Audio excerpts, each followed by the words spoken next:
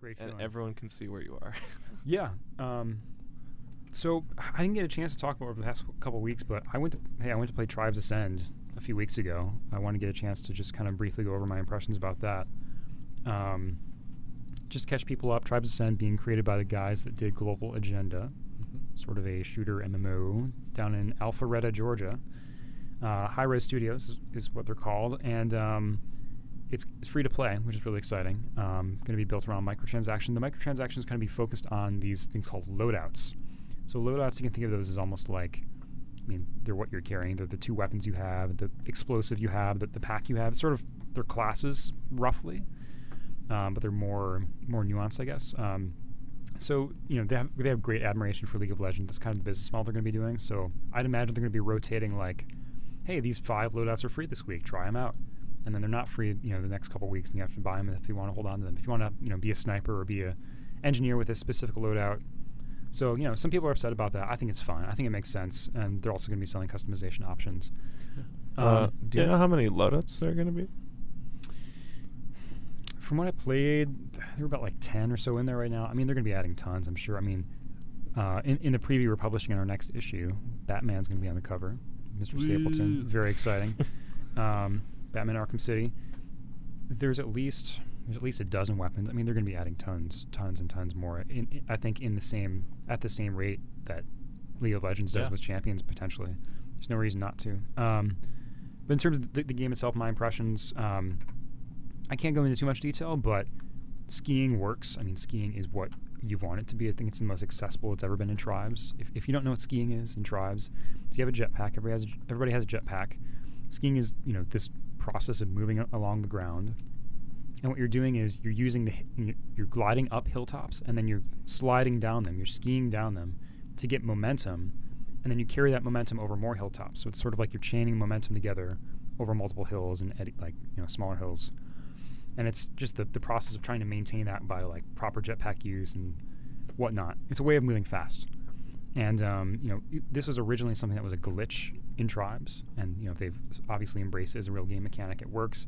But it's also not so easy that you can't tell the difference between a player that knows how he's skiing. Like, just seeing how fast and how skillful somebody's moving through the environment. Obviously, I was playing with the developers. They know what they're doing. You can tell the difference.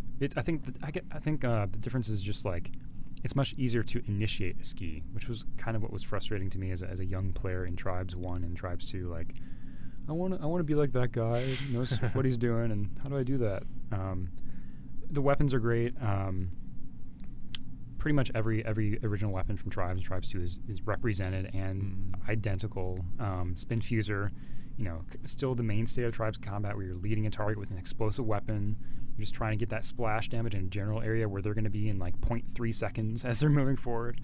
I was just taught about the blue plate special. That's what they call that guy's good user. Pretty much. So still like such a sport-like game, I think, and it's still centered around capture the flag. The modes they showed me were capture the flag, and this one called Rabbit, which is like free-for-all capture the flag. Remember that from Tribes 2? So there's a flag. You're trying to hold it for the longest as part of a single match. So somebody drops it, you pick it off, you run off with it. It's like keep away. Yeah. What I wasn't so impressed with were I only saw 2 maps.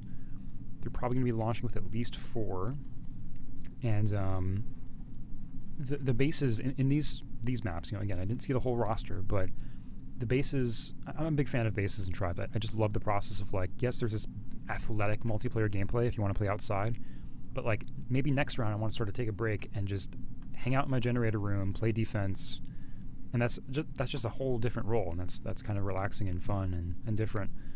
The bases that I saw weren't necessarily really intricate and detailed. They're kind of simple hallways and things like that. And I was hoping there'd be like some big expansive areas and more complex. So hopefully that'll be the case in the other maps I didn't see.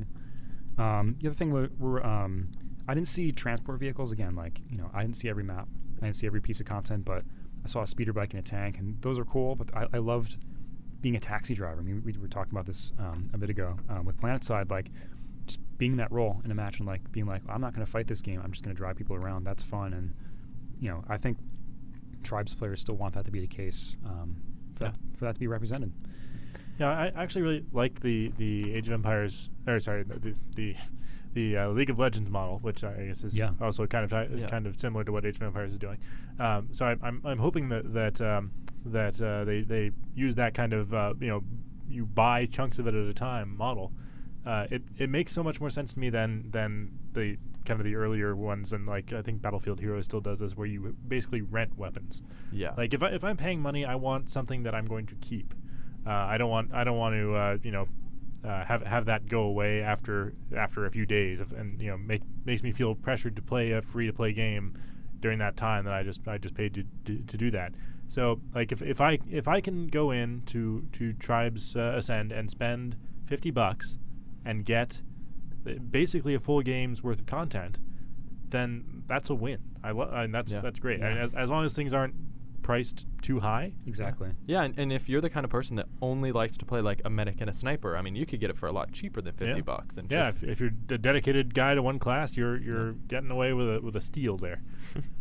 I do think it's the kind of it's a popular franchise, but it does sort of need that free to play entry point at this point. Like when you're up against, and they're going to be launching in 2011, that's still the plan. And interestingly, at this time, they don't really have a clear plan for publishing on console. Initially people are sort of concerned, well, how do you do Tribes on an Xbox, and how is that going to compromise the PC? They've sort of like shelved, as I understand, their plans for console, which is kind of cool for us. Yeah, that's awesome.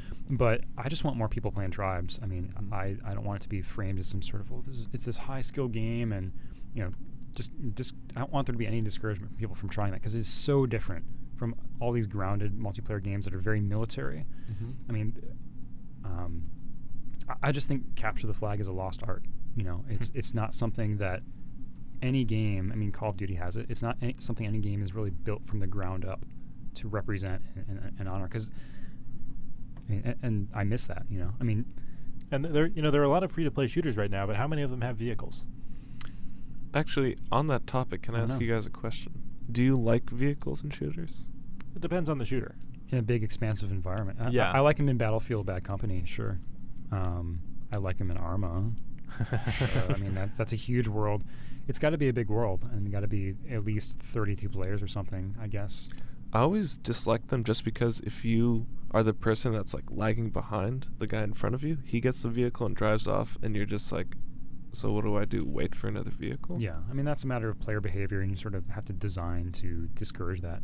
But it's a problem in Battlefield. Battlefield definitely has that problem with people stabbing each other to get jets. Yeah.